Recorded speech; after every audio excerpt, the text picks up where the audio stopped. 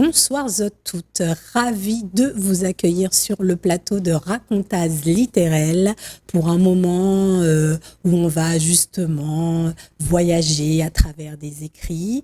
Et bien sûr, je ne pourrais pas le faire sans mon acolyte Koulsoum. Bonsoir Koulsoum. Bonsoir Kelly, ravie de vous retrouver chez vous comme chaque semaine et puis de partager ce petit moment littéraire avec vous. Alors aujourd'hui, nous recevons un invité, Kelly. Exactement, qui est Olivier Collin-Dufresne. Bonsoir, monsieur. Bonsoir, mesdames, bonsoir. Dufresne. Monsieur Dufresne. Voilà. Super. Alors, monsieur Olivier Collin-Dufresne, c'est votre première télé? C'est ma première télé sur Télécréole. D'accord. Ah ben, on est ravis de vous accueillir. Et je suis ravi d'être avec vous. Eh ben, donc dans ce cas-là, c'est un ravissement partagé. Donc ce soir, en fait, vous allez nous parler un peu de votre œuvre, donc votre œuvre prolifique.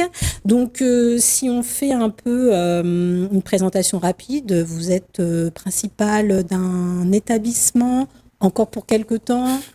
Oui, mais bon, je pense que c'est pas ce qui est essentiel dans un travail littéraire. C'est mon parcours professionnel, mais disons que c'est plutôt, à l'origine, je suis plutôt un plasticien. C'est-à-dire que j'ai commencé par la peinture. Hein, c'est mon amour premier, c'est mon grand amour. Et j'ai commencé par travailler les couleurs très très vives. Hein. Et donc j'ai exposé plusieurs fois. Et je crois que c'est ce travail plastique avec cette chromatique qui m'a amené tout doucement à l'écriture. Donc je dirais plutôt que moi, si je me présente plutôt comme un plasticien et j'essaie de faire de l'écriture une écriture plastique, esthétique. C'est voilà le sens profond de mon travail si je dois donner quelque chose de linéaire dans mon projet. C'est ce qu'on voit sur les... Exactement. Alors ça, c'est la dernière exposition que j'ai faite et qui était un travail sur l'écriture. C'est-à-dire que je trouve personnellement que les couleurs et le travail plastique, c'est aussi une écriture. C'est une écriture en soi. Et donc, j'ai travaillé sur une très, très grosse exposition qui a très bien fonctionné, même si je n'ai pas bien vendu, et qui avait pour objectif justement de faire le lien entre l'écriture et la peinture, qui sont deux formes d'écriture qui se mélangent et qui se croisent et qui se répondent. D'accord. Donc, on peut dire que vous êtes un plasticien des mots, alors. J'aime bien cette idée-là. Voilà, bon, très bien. Donc, on va partir sur cette image-là, un plasticien des mots. Donc, justement, pour présenter votre œuvre, alors, vous avez écrit en 2018 Antigone. Oui. Voilà, donc la fameuse Antigone. Voilà. Avec la liberté, enfin une réécriture, on peut dire, de l'œuvre. Alors c'est une réécriture complète de l'œuvre parce que dans mon parcours d'étudiant, je suis passé par les lettres classiques et donc latin et grec, ça laisse des traces. Et disons qu'il y avait chez Anou, chez Sophocle, une espèce de trop de choses. Et quand j'ai réfléchi à cette héroïne, mon idée, c'était surtout de mettre en évidence Antigone. Oui. Parce que quand vous vous souvenez d'Anou, vous avez tous et toutes, on est passé par ce magnifique, cette magnifique production, par cette magnifique œuvre. On se rend compte que finalement, elle n'est pas forcément au centre de l'histoire. Non, c'est vrai. Elle est plus dans la réponse, dans le répondant. Or, si on veut faire d'une femme une héroïne, il faut la mettre en avant. Et donc, j'ai décidé de réécrire Antigone et de ne le faire que pour une seule personne, une seule comédienne, qui va assumer son rôle d'Antigone et qui va apporter par petites touches des éclairages sur les autres personnages qui forment son univers, notamment son père Oedipe, bien évidemment, et son oncle Créon, que tout le monde connaît. Exactement, c'est ce qui explique qu'au début de chaque acte, elle revendique « Je m'appelle Antigone, je suis la sœur de mon frère et la sœur de mon père. » La sœur de mon père. La sœur de mon père et la fille de ma grand-mère. Exactement. Donc, tout de suite, le décor, il est placé et donc on a sa généalogie avec donc son histoire. En revanche, sur ce texte-là, moi je revendique véritablement ma culture aussi antique, grecque. Parce que, en effet, comme vous l'avez bien dit, à chaque acte, je recommence cette blague et on se retrouve au Coryphée qui fait cet aller-retour systématique dans le théâtre grec ancien. Et c'est cette idée-là que je voulais reproduire. Et aussi, il y avait quelque chose qui était intéressant dans ce travail, enfin, ce qui m'intéressait moi, c'est que je ne voulais pas arriver juste au moment de la crise, celle du refus de l'ordre de Créon et je vais aller enterrer mon frère. J'ai trouvé que c'était un peu restreint comme image d'Antigone. Ce qui était vraiment plus intéressant, c'est de laisser un peu de temps pour construire l'histoire d'Antigone et arriver au dénouement de ce moment. Comment on arrive à ce moment-là? Et donc, c'est vrai que moi, mon travail était d'essayer de refaire tout un périple qui nous amène justement à la chute identique, bien sûr, que nous connaissons tous. Exactement. Ensuite, donc, justement, vous nous avez proposé à partir de 2018 un triptyque. Voilà. Chromatique. Exactement. Donc, on y retrouve les couleurs. Exactement. Donc, un ensemble de nouvelles. Alors, si je ne me trompe pas, on commence par polychrome. Exact. C'est ça. On commence par... Ensuite, on enchaîne avec monochrome. Oui. Et après, on va finir avec chrome. Exactement. Alors, moi, ce que j'ai trouvé intéressant dans ce triptyque, avant d'entrer dans cette thématique et l'ensemble des nouvelles, c'est justement, moi, ça m'a fait penser à une forme d'entonnoir. Vous voyez, on part de polychrome, donc de plein de couleurs, plein de peintures, pour arriver finalement donc à la figure, enfin au homochrome. C'est comme un métal pur. Pour moi, ça m'a donné cette sensation-là. Et comme vous dites que vous partez à la découverte de l'exploration de la violence humaine, c'est comme si pour moi, j'avais compris que on essaie de se dépatouiller de toutes les peintures qu'on a pour essayer d'arriver à une sorte de mise à nu et de faire quelque chose de cette mise à nu. Il y a une réflexion sur la violence que les autres nous donnent, qu'on a en soi, et ensuite on essaie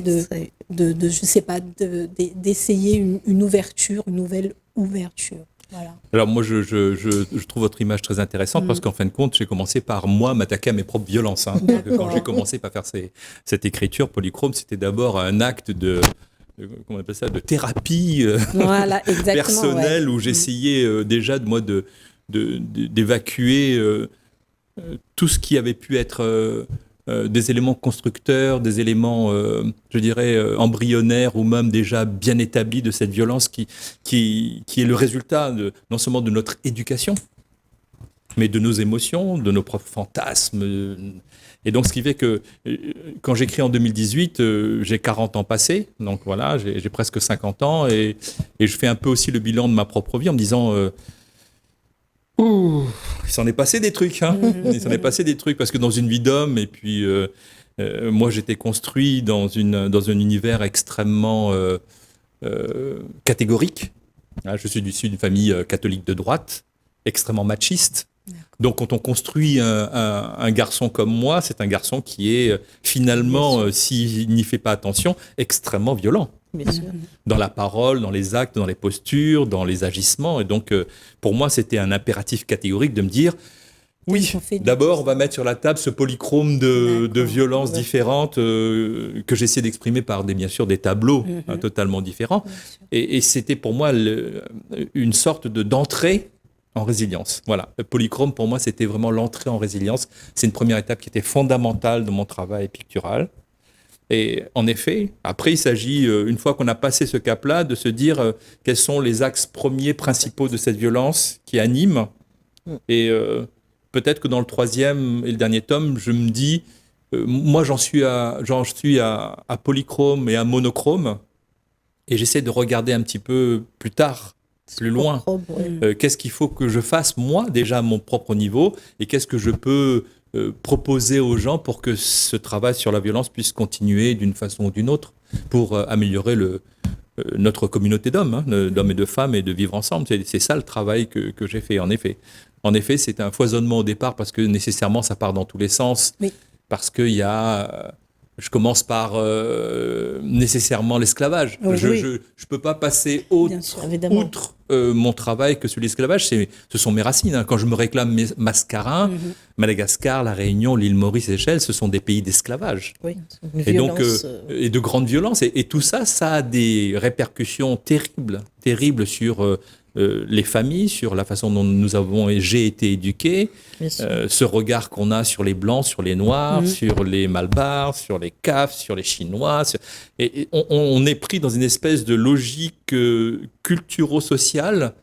Et moi, il y a un moment, j'ai dit, il y a des trucs qui vont pas. Il y a des trucs qui vont pas. Ça va pas. Ça va pas. Je construis pas de la bienveillance. À partir du moment où moi, vers 40 ans, je me suis rendu compte que je construisais pas de la bienveillance. On a mis les freins Et on s'est dit, là, on va commencer à poser les choses et commencer à rentrer en résilience. Oui, en autothérapie, mais en résilience, vraiment. Le travail humain. J'ai commencé mon travail humain à partir de 40 ans. Jusqu'à 40 ans, le monde était à moi. D'accord. Jusqu'à 40 ans, le monde était à moi, et à partir de 40 ans, le monde était à nous. Ah oui, ça c'est une belle image. Ouais. C'est vrai que, et justement, je reviens sur cette thématique de l'esclavage. Donc, on voit avec les 2 premières nouvelles dans Polychrome, donc Case Blanche et Haricot. Donc, c'est chaud, hein? Ouais. Oui. C'est assez. Ce qui surprend, c'est en fait, dans toutes ces nouvelles, c'est la noirceur en fait de ces nouvelles. Hein. Là, Bien quand sûr. vous parlez de violence, c'est vraiment là, c'est palpable. Je veux dire, les scènes que vous décrivez, c'est là. Elles sont vraies, elles ont existé. C'est la réalité des humains. C'est vraiment ça. C'est pas de l'invention. Non. Je suis allé bien sûr à la bibliothèque départementale, je suis allé rechercher, travailler, j'ai regardé. J'ai rien inventé. J'ai juste avec ma sensibilité. Oui, horriblement. J'ai juste avec ma sensibilité essayé de montrer ça et quand on parle de violence, on peut pas l'édulcorer. Surtout quand on parle d'esclavage. Il faut aller jusqu'au bout du chemin et dire voilà ce que c'était vraiment. Voilà ce que c'était vraiment. Et que ça ne recommence jamais. Jamais. Et qu'on se batte encore. Et on se bat encore dans certains pays aujourd'hui pour lutter contre l'esclavage. C'est fou. Voilà. Et oui, c'est vrai. Et par contre, je voulais juste dire, au niveau de donc dans Monochrome, on voit que dans la nouvelle Mascarin, il y a un écho justement à votre identité, justement cette réflexion sur l'esclavage. Et moi, je me dis que en fait, vous nous proposez un cheminement identitaire, comme vous dites. Vous êtes fait de tout ça, vous vous construisez de tout ça, une espèce de volonté, je dirais, un peu comme dans la tragédie. Vous proposez la violence, il y a un effet cathartique pour justement que les lecteurs aient cette réflexion sur l'humanité. Mascarin, c'est quand je disais tout à l'heure que j'étais mascarin. C'est pas le premier titre de cette nouvelle. J'avais pas appelé comme ça au départ. Au départ, elle portait un autre nom dont j'ai oublié. Voilà. Mais j'avais pas appelé comme ça. Et finalement, au fur et à mesure de mes recherches, quand je travaille sur la Nouvelle-Zélande, je me rends compte que Marion Dufresne, la première montagne qu'il va voir en arrivant en Nouvelle-Zélande s'appelle le pic Mascarin. Et j'ai fait bingo, c'est comme ça qu'il doit s'appeler. En effet, ce travail-là, il est vraiment bien parce que je ne sais pas si vous vous souvenez, mais il y a aussi dedans la mort d'un prince tahitien, dedans, la mort d'un prince polynésien, mélanésien. Et c'est vraiment incroyable qu'il y ait à la fois de l'Afrique du Sud, de Madagascar, de l'île Maurice, de la Réunion. Vous voyez comment ce schéma se met en place. Et pourquoi ? Uniquement pour la cupidité. C'est ça. C'est la cupidité. Hein. Moi, je pense qu'un des vecteurs de la violence, un des grands vecteurs de la violence, c'est la cupidité. La cupidité est un des très très grands vecteurs de la violence. Donc pardon, moi je reviens sur ce triptyque. Vous partez donc de l'individuel et quand vous arrivez au collectif, comme vous dites, hein, de toute cette violence, l'esclavage et tout. Et puis ensuite, on sent déjà vers la fin de Monochrome et au début de Chrome, cette universalité qui essaye de se mettre en place. Hein, c'est bien ça. Vous essayez d'ouvrir. J'essaie de voir aussi au-delà de mon propre univers, c'est-à-dire j'essaie de voir au-delà et j'essaie d'alerter en disant ou de montrer ou de proposer une lecture qui n'est pas seulement moi esclave ou moi désormais plus esclave.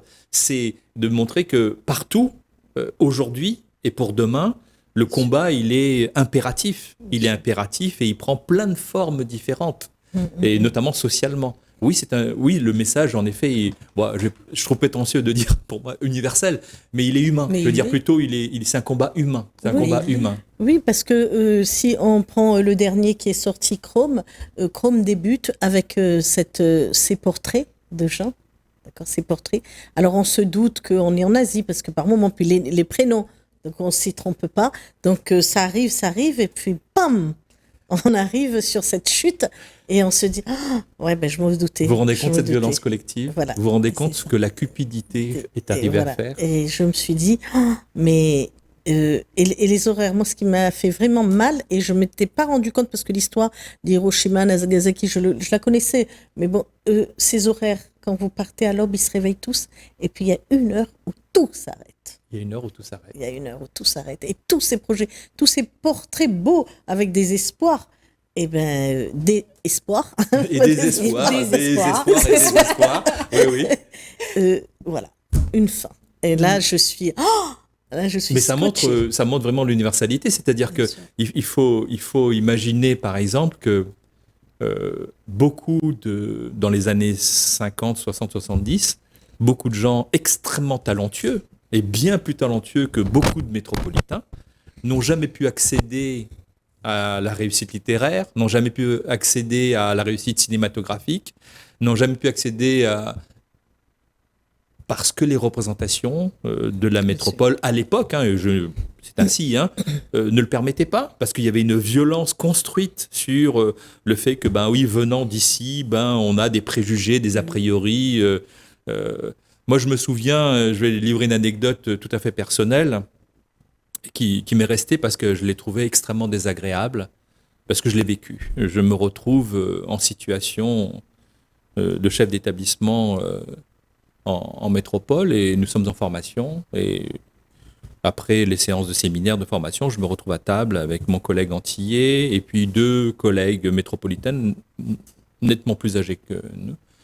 Et la dame engage la conversation, une des dames engage la conversation en disant vous venez d'où? Donc moi je dis de la Guadeloupe et moi de la Réunion, et la dame me regarde de haut et me dit mais vous trouvez pas que les gens des Outre-mer, vous êtes très très lents? Oui, cliché. Là, vous voyez le cliché, le cliché. Et je lui ai répondu salement, la dame. Je m'en excuse. Je lui ai répondu salement, en lui expliquant que manifestement, je crois qu'elle n'avait pas bien vu les choses, mais que c'était plutôt les métropolitains qui étaient très lents d'esprit. Ah, pas mal. Pas mal. Bon, mais j'avais trouvé ça extrêmement déplacé. Donc les gens, vous voyez, dans les années 80, 90, avaient encore des représentations de ce que c'est qu'un domien. S'ils savaient qu'à La Réunion, on travaille beaucoup plus en termes de temps par jour que ce qu'on travaille en métropole, ils n'auraient pas la même vision des choses. C'est pour ça que voilà, cette violence-là, vous voyez, c'est des violences qui sont terribles, qui sont terribles. Et qui perdurent. Et qui perdurent terriblement. Moi, j'ai des collègues qui ont été... dans mes promotions, des collègues qui ont été victimes de racisme direct, frontal. Bien sûr. Parce que originaires de Bamako, parce que originaires de Burkina Faso. Et donc, voilà, donc cette réalité, elle existe. Donc, il ne faut pas masquer les choses, se dire oui, tout est beau. Non, il n'est pas beau du tout. C'est notre conscience activée, quotidienne, notre vigilance qui va faire qu'on va faire attention à ce qu'on va dire, faire attention à la personne qui est en face de soi, faire attention à construire ensemble et pas déconstruire ensemble. Et des fois, on n'est pas d'accord. À ce moment-là, il faudra trouver le moment pour en discuter, pour essayer de trouver le meilleur compromis possible. Des fois, les compromis ne sont pas possibles, mais il faut rester dans le respect des gens, dans le respect de l'humanité, ce qui n'est pas toujours facile, parce que l'autre en face n'a pas forcément les mêmes codes. Et donc, on se retrouve en situation aussi complexe, parce qu'on est tous construits tellement différemment avec nos propres violences, parce que la façon dont votre papa ou votre maman vous a éduqué va faire de vous une personne dont la portée verbale, la portée corporelle, la portée émotionnelle va parfois être de la violence. C'est idiot à dire, mais c'est comme ça. Mais c'est comme ça. Quand on a gagou de chabouk tous les jours, quand on a gagou de chabouk. C'est sûr. Ou même on porte, même quand on a un grand moun après, on a un parent avec des enfants, on a toujours parfois mi-voix. Des fois, il chaboule le bas de marmaille, mais ça, il n'est pas à reprocher. Parce que peut-être aussi, il y en a aussi une chose qui est très importante, c'est que des fois, on a la capacité de comprendre qu'on en a de cette violence-là et qu'on peut essayer de travailler dessus. Ménéna des gens. Alors, je vais devoir vous arrêter. L'heure est là. Il nous reste très peu de, très passionnant, par de contre, temps. sur la violence. Il faut qu'on passe à l'objet que vous avez emmené parce qu'il nous reste vraiment pas beaucoup de temps. Il faudra revenir. Exactement. Voilà. Avec plaisir. Voilà. Donc c'est. Alors, il faut le montrer plus haut, peut-être. Voilà. C'est un petit représentation de Ganesh, qui est mon avatar. Et oui, et juste, je rebondis juste, il y a un livre qui s'appelle Ganesh, l'enfant extraordinaire. Absolument. Vous allez écrire. C'est écrit déjà, et ça va être pour les enfants, théâtre jeunesse. Donc, je reviens sur Ganesh alors. Juste 2-3 minutes. Ganesh parce qu'il a un gros ventre comme moi. Et ben voilà. Bon, Comme sur ça, on va devoir nous quitter. C'est super. Merci. Mais je suis disponible si vous voulez que nous reparlions des autres travaux qui sont en cours. Donc, merci Kelly. Et puis merci beaucoup Olivier Dufresne. Merci à vous. Voilà. Bonne et soirée. très bonne soirée. Et on se retrouvera bientôt.